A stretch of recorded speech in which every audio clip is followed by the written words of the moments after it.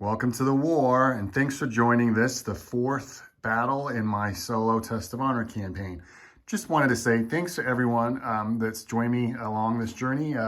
We're over halfway there now with this battle, but I've really enjoyed seeing all your comments, all the feedback. It's really helpful. I hope you're enjoying watching it as much as I'm enjoying playing it. It's been a real hoot so far, and excited to see how this all kind of plays out. We're getting to that point where it's sort of interesting right now. Okay, so this battle, we're going to see the return of our Ikko Rebels, led by the indomitable Renyo, the keeper of the gate here.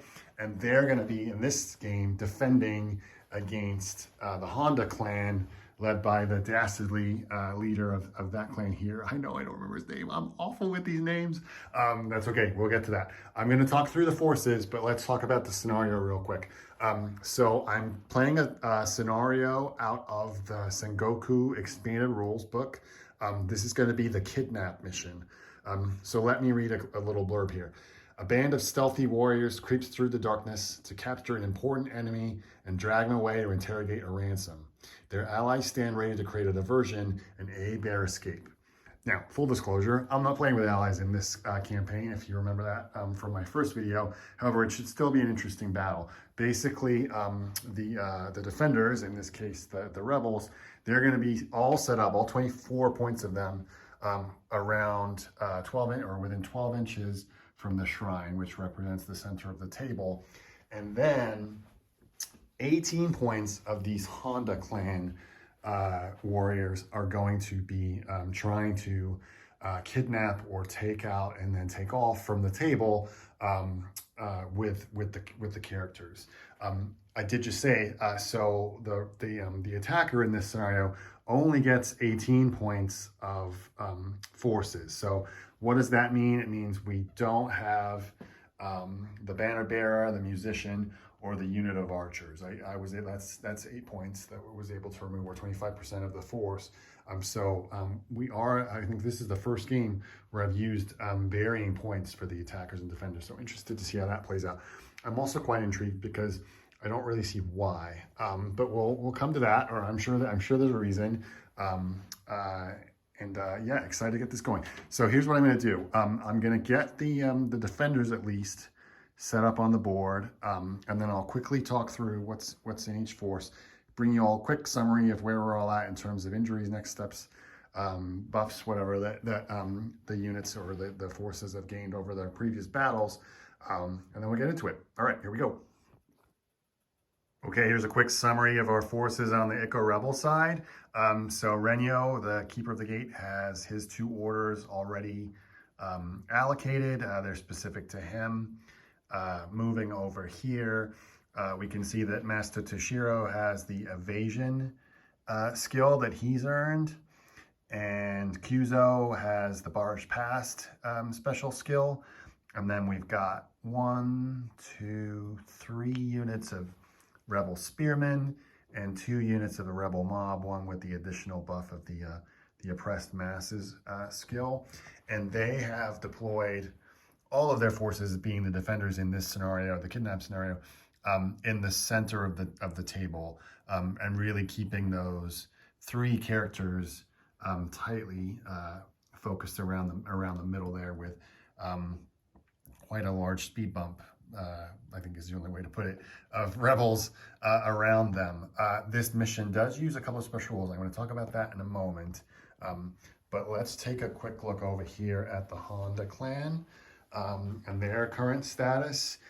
So we've got here Honda Tadasuka, I'm reading off my notes, and our other samurai hero, Honda Yoshihito here.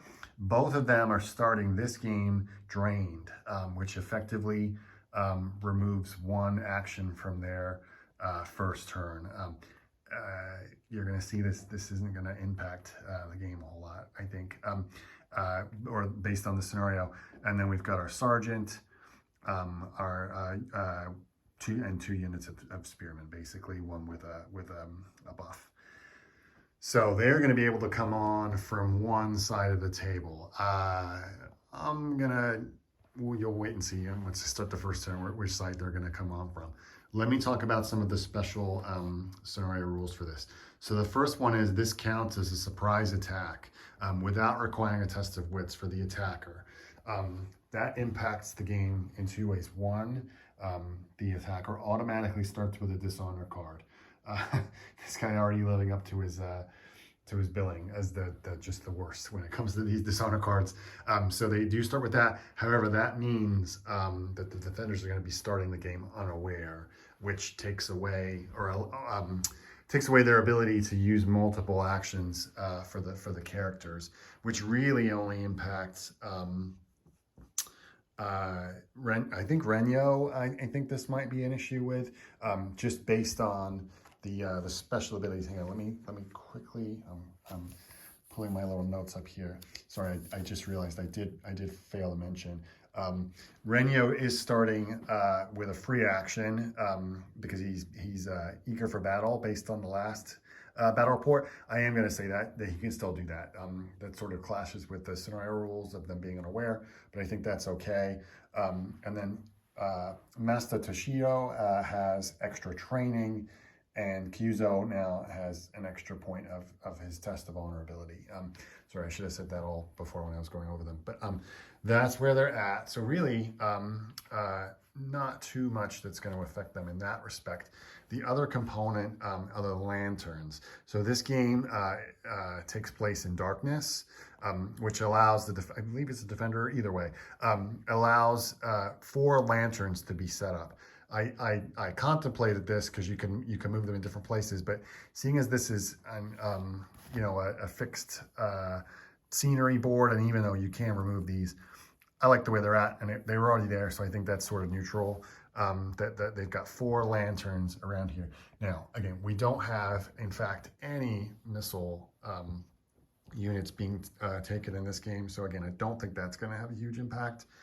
But those are the factors that we're looking at here. So I think they're going to be having random movement until they get spotted. I haven't played with that, but we're going to see how that all works out using the random movement rules. And I think that's it. My only thought is this. This is also a 6-turn game, which seems really challenging for the attacker to get on the board, fight, knock out a character, and then take them all the way off the board. I can't see how they're going to get that done, but if there's one thing I know, it's that I'm consistently proven wrong when it comes to this game. So anyway, with that all being said, here we go. On to turn 1.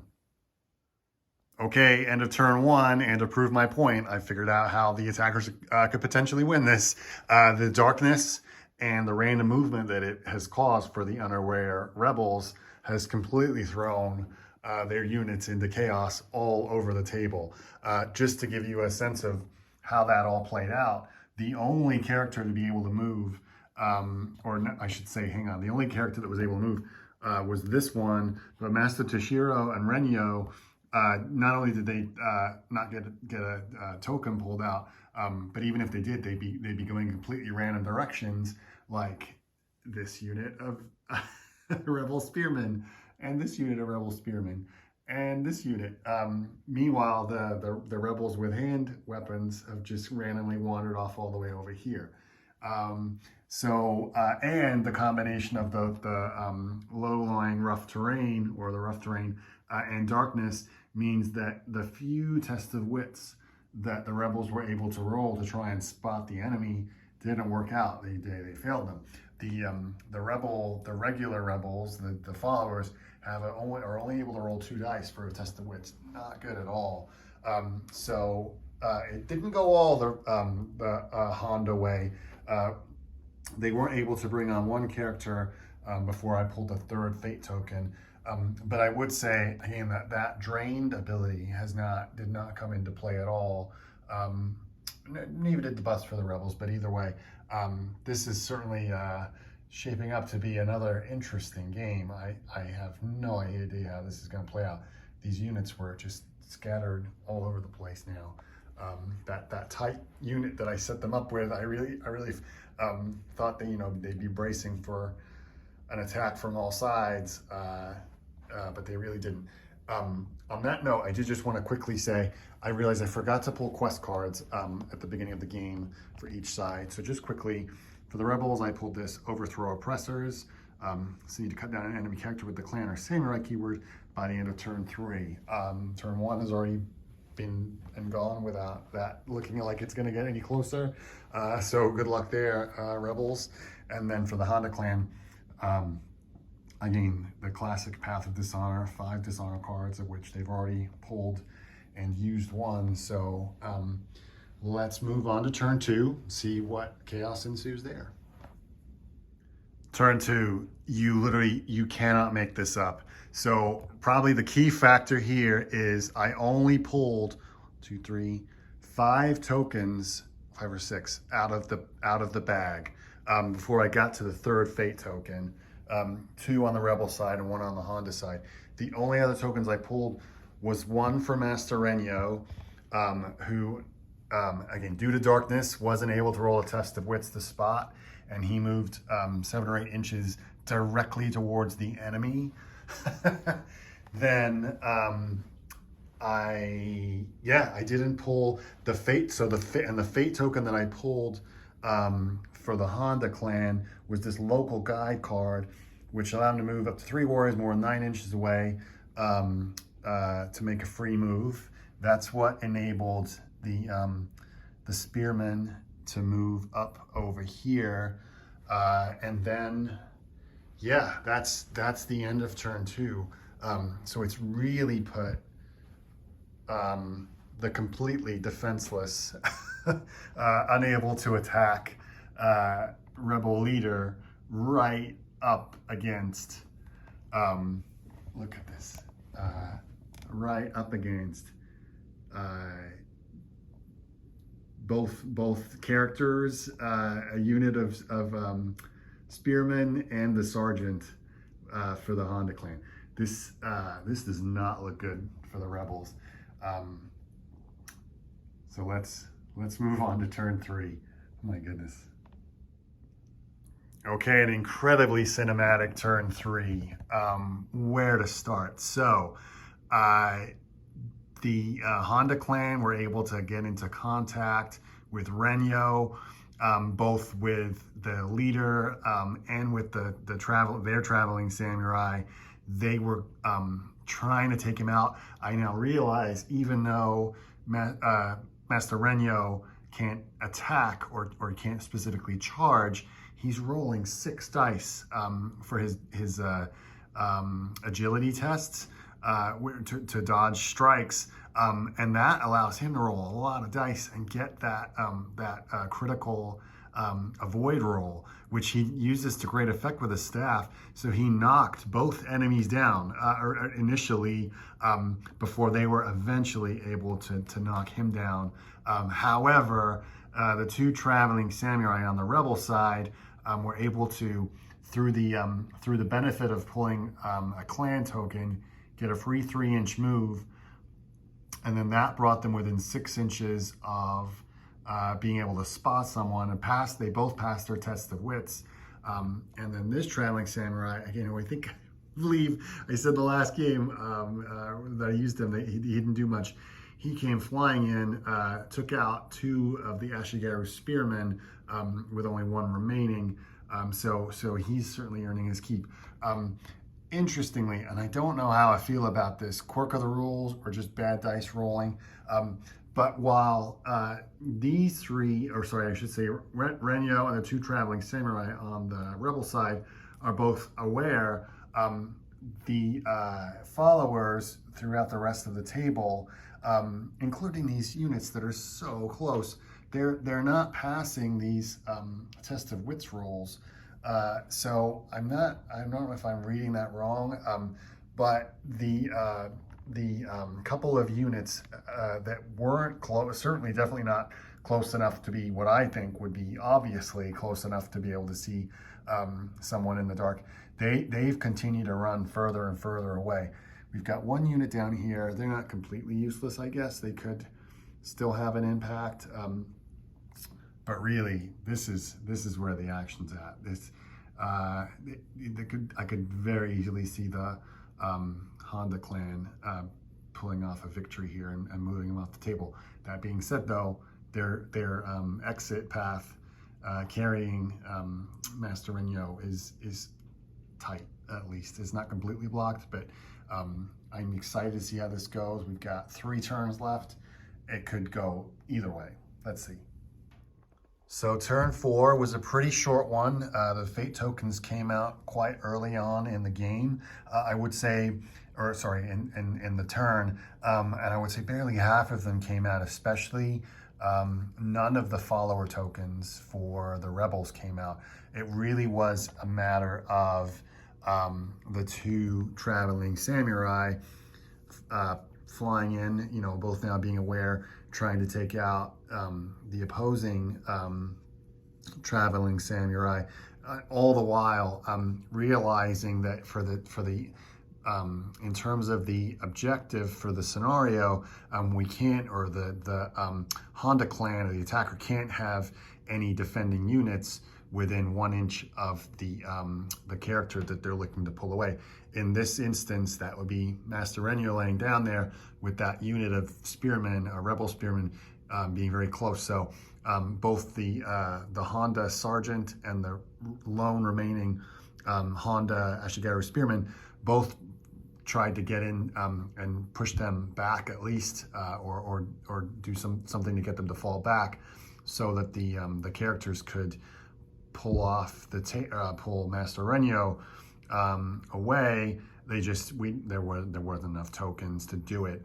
So even though we still see the character down there, it's another turn gone that the Honda clan are unable to achieve their objective. So this is getting pretty tight now, I think, on both sides. Let's see what happens in turn 5. Okay, at the end of turn 5, the Honda clan has made progress, moving back the objective, in this case, or the prisoner, Master Renyo, and they're very close. I mean, within probably 2 activations of getting off the table. Carrying a prisoner counts as a heavy objective, meaning they can only move 4 inches per action. But yeah, they're well within 2 actions to get off the table here.